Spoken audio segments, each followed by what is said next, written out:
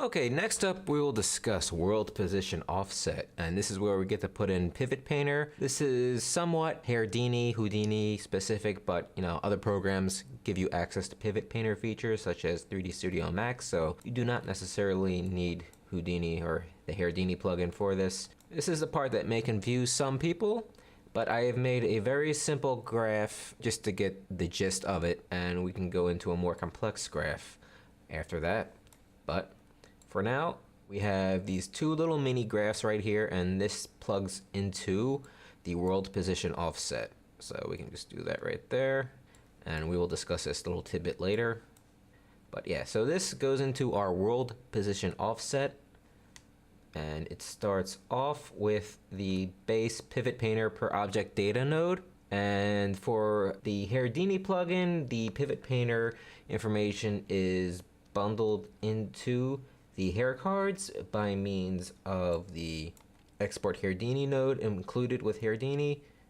You can see right here, and I have automatically added a pivot point at the base of each hair card that tells you use that point as a hinge for that specific card. So that'll save you some time if you're using Houdini baking this data in. And when we bring that into Unreal, or if you have Pivot Painter data from 3D Studio Max or some other program, you just first start off with a Pivot Painter per object data node. You get the absolute world position, and you plug it into the rotate about axis node. And these bottom four, we can hold off for these for now just to keep things simple. And these are more advanced and a whole different tutorial that'll last a few hours if I go into more detail. So for Pivot Painter, the x-axis vector, that is used by Pivot Painter to determine how the object spins. Pretty much the x-axis is determined by the pivot point, which I have again painted at the base of each hair card, and it points from that pivot point to the center portion of each hair card, so from here to here. Or if we're looking at this hair card, it'll be from the root here pointing downwards towards the center, and that will be our x-axis. It pretty much goes along the length of the object that you have pivot painted and sort of acts like a hinge. To start off with, we can just normalize the x-axis vector and put that into the normalized rotation axis, and this is just pretty much asking for a hinge. If you just imagine like a door hinge or a swing, like the hinge has a direction, there's that direction of the hinge, and then there's a secondary direction of the force being applied to said hinge. And that's what we are trying to determine with the rotate about axis node. So this is our hinge, so we can unplug a hinge. We'll start off with just using the x-axis vector, and it'll just spin along the hair card root. And the rotation angle, we have a simple sine wave function right here to determine the rotation angle as like a force to apply to the hair card. And so yeah, if you're going to input like any math equation of some sort or some force, you can just plug that into here to determine the rotation angle for the second input. So right now I have just a very basic sine wave. This is time. You get the time with speed variable node. You unplug a float and just put a very subtle value in, like 0.05. Plug that time node into a sine remapped node, and for value 1 and 2, you start off with value 1 being 0 and value 2 being the max, so you just put in like a value of 0.1. This just determines how far it rotates, and this determines the speed of rotation, and it's just pretty much like a simple sine wave, this being the speed, this being the amount. You plug that into the rotation angle. The rotate about axis, you put the pivot point straight from the pivot position, which is again at the root of each hair card, into the third slot. And position, you just plug your absolute world position node into that bottom fourth slot on the rotate about axis node. So it's as simple as that. I want to make it super simple because this can be very confusing, and you can spend hours making tutorials over Pivot Painter and all the things you can do within a shader. But yeah, we'll just start off with a very basic one for now, just a simple sine wave plugged in. And this plugs directly into your world position offset. If we hit apply, we can see what it does. Okay, and you can see what it's doing right there. You see like a very subtle sine wave animation going on with the hair. You'll notice there's a big problem. Oh no, the roots are going a little bit too far there. Alright, so in order to control this, because the roots of the hair do not normally move, we can do quite a few things, but to keep it simple, just to keep those roots locked in place, because hair, if we wanted to add like a subtle wind animation or just like a subtle movement animation, We will use the UV masking trick I showed you before for the emission. So once again, we will multiply this, which would normally go into the world position offset. We'll grab a multiply node and plug it into a multiply, and we will plug the multiply into the world position offset. And this is, again, just pretty much a UV coordinate filter, and we're getting the green up and down value going from black to white, from top to bottom. Again, I don't get why it's inverted. It should be 0 to 1 with this being white and this being black, but someone explained to me why it's reversed. Anyway, so we grab the component mask from a texture coordinate filter or node, plug this green channel into a power node to get some more contrast and make the roots extra static, and then we just multiply that so we're masking out the movement towards the roots here, because the roots in Herdini start at right here up top, which should be UV value 1 on the Y, and the tips are at the bottom. So as we go down the hair, the movement will get more here and masks out at the roots. So if you just multiply the same UV masking trick we did for the emission mask, you just apply that to the pivot painter node and multiply it and feed that into the world position offset, you will see that our hair cards stand still at the roots and rotate more at the tips. And you'll notice our roots are finally locked into place, and it's rotating about the pivot position very subtly. It's a very subtle animation, very boring animation, but it gets the point across. And we can, again, this is an assign animation right here down below. We can change the speed so we can make it twice as fast, and we'll make it twice the distance.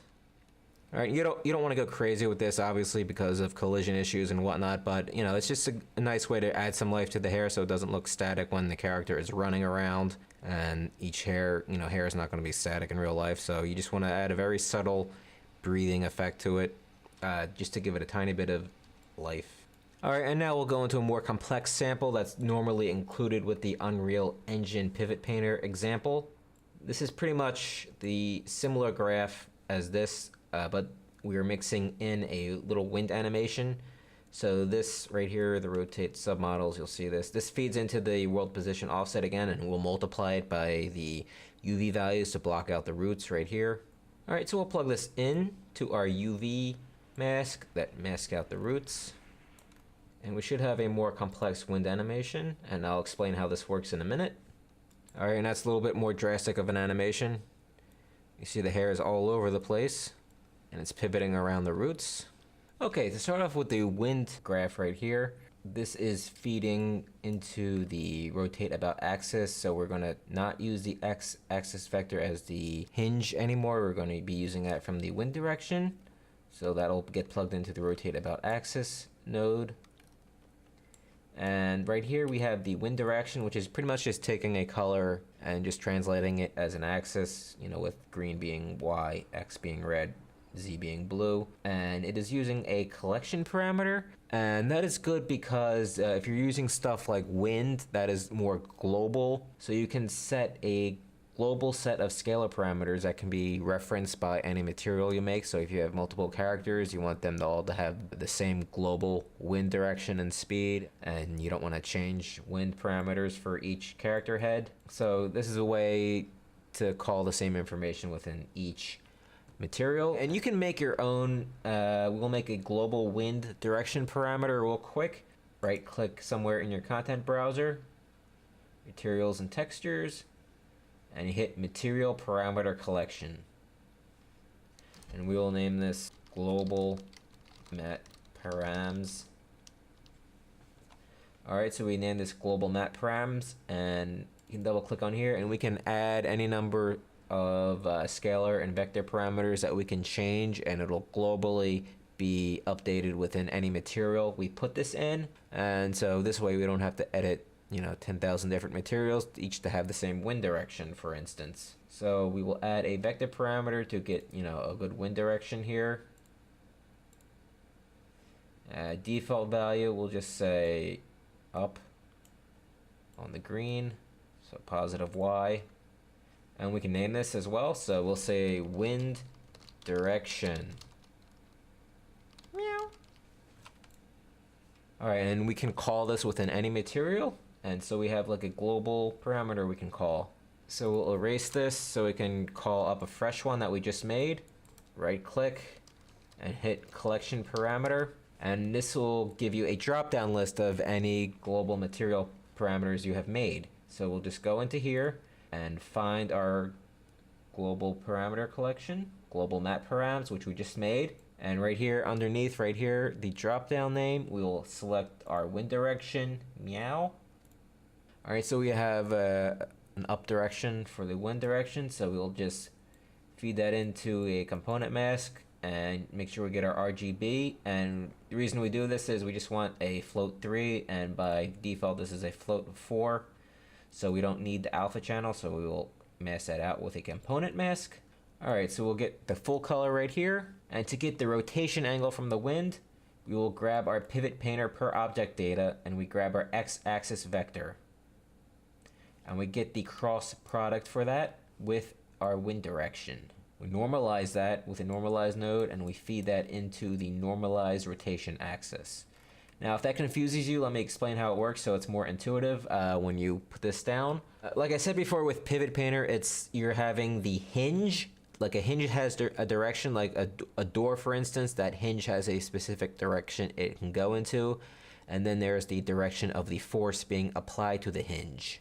Okay, and so when we have a wind direction, we will need to calculate a new hinge. So what this is doing is it is getting the wind direction and putting it into the cross product, and it is comparing that to the x-axis vector, and it's comparing that and trying to get the cross product to determine what direction the new hinge will go in to determine the proper orientation and swing of each hair card. Whereas the dot product determines how parallel something is. The cross product is determining an axis that is perpendicular to two different vectors, that of the wind direction in this case and that of the x-axis vector in this case as well. So it's a three-dimensional vector value as opposed to a dot product, which is more of a flat single float value. Hopefully I did not lose you in explaining that. All it is, it's determining a new axis for the door hinge, we'll call it, to point in, so that way the hinge will swing in the direction of the wind. So hopefully that's not too confusing. Down here, we are determining how much force to be applied to the hair card. You'll see a dot product once again, but without the absolute value at the end. Imagine a swing set blowing in the wind or against the wind. If the wind is blowing in the same direction as the swing set swings, then it'll get the full force applied. So that's why we're getting a dot product. The dot product in that case would be -1 to 1 in the example of the swing set where the wind is going in the same direction the wind swings. The wind direction is going perpendicular to the swing set. That swing is pretty much going to stay still, and the dot product would be 0. And the reason why we do not have an absolute node attached at the end of this like we did in the edge masking sample, that is because wind swings in two directions. Yeah, so like that swing set would swing in two directions. The wind can be pushing it forward, the wind can be pushing it backward, so we need that information. So that is why we do not have a absolute value at the end, as well as the fact that opacity mask, like we made in the edge masking sample when we had the dot product in that with the absolute value. Opacity masks are in 0 to 1 space. You can't have negative opacity, so that's why the dot product had an absolute value at the end of it as well in the edge masking sample, and why we do not really need one in this example, because this is just a positive or negative force with no restrictions in regards to 0 to 1 space. All right, now if we start previewing this, we could sort of see what's going on here. We have an up vector and we don't see any white. We see it at the bottom because it's pointing up, but let's see if we change this wind parameter. Let's change it to reddish orange. You see what's going on? You see how the direction changed? So that's got a different dot product there, so, and that's how you derive a direction and force. I'll change it back to up. Let me see. Let's do a yellow. All right, you can see how it's changing angles, so. And we add this to offset the animation by the model's length. Right here, you have a sphere mask node, and that just applies a mask based on a sphere. Pretty self-explanatory. The radius Unreal has set for the default is 256. You're getting the absolute world position of whatever your object you're applying this material to. And you get the pivot painter per object data node again. Put the pivot position in B, put the absolute world position in A, and this pretty much just makes a mask along each hair card and just keeps the motion within that realm. Add them together, and this gets applied to the speed of the sign animation, and we feed that into the sign remap. And we've seen this before in the simpler example, but you just add this into the sign animation and feed that in as normal. That goes into the rotation angle, and this goes into and we are feeding the wind direction from the normalized rotation axis. So this determines the hinge, this determines the amount, and these are the same as before. And we just multiply it by our UV mask to mask out the roots, and apply. Alright, and we have a more dynamic wind animation. A little bit extreme for hair for me. You know, that's how it works if you wanted to add a more nuanced approach to the hair. And again, hopefully I did not confuse anyone, but again, we're just working with dot and cross products, and this is just pretty much checking the angle of the wind versus the hinge direction of the pivot. To make a long story short, and it's as simple as that, even though this looks more complex than it actually is. It's again, if you imagine that swing set again going back and forth, the more parallel that wind is to the direction the swing is supposed to swing, the more force is going to be applied. And if it's perpendicular to the direction the swings, the less force gets applied. That's the best way I can explain it. So again, we'll just do a quick review. You get your wind direction from a collection parameter that we set up by right-clicking in the graph and selecting material parameter collection. We dig inside there, we make our vector parameter, we name it wind direction meow, and we pick a color that corresponds to an axis. We mask out and turn it into a float 3 vector because it needs to be converted from a float 4 vector. We first feed that into a cross product with the x-axis vector from the pivot painter per object data node. We feed that cross product and we normalize it, and we feed it into the first input of the rotate about axis node. We then pull out of the wind direction and we put that into a dot product with again the same pivot painter per object data node, and we get the dot product from the wind direction in relation to the pivot position. And we want to see if this is getting the full direction of the wind or not. We divide it by a scalar parameter just to, level it out. And we grab this, we add it to the sphere mask, which is trying to encompass the hair card by itself by getting its absolute world position and putting a sphere mask around it based on its pivot position. So we put the pivot position from the pivot painter per object data node, plug that into B, plug absolute world position into A. Unreal Engine has a default of 256 for this in most of their examples. Add that to the dot product of the wind direction, feed that, add it to the time of the sign animation that I just showed you before, and that all goes into the rotation angle. Pivot position goes into the pivot point, absolute world position goes into the position, and then we feed this into the world position offset. Or if you want to mask out the roots, again, multiply it by the UV Y or the V values along the UV coordinates if you have Herdini set up, because those have the roots at the UV1 position with the tips at the bottom. If you do not have Herdini, you have to figure out your own way of doing this or making a map in your own program. But again, Herdini plugin does it automatically for you. You just have to pull it out, and all that goes into the world position offset. So the next thing we have to go over is the pixel depth offset node right here, which is much more simpler and is not Herdini exclusive, so that'll be a good follow along if you are just watching this to learn the hair shader. If you want to download the material file or see pictures of the graphs online for reference to follow along, please visit my website at cinema.com. You will find a setup guide for the Unreal Engine hair shader with Herdini, or you can visit and follow my ArtStation page at artstation.com/cinema. So that concludes part 5. Next, as I just said, we'll be covering pixel depth offset next, which is an awesome feature everyone should watch if you are into Unreal Engine's hair shading system, as that is not Herdini specific at all.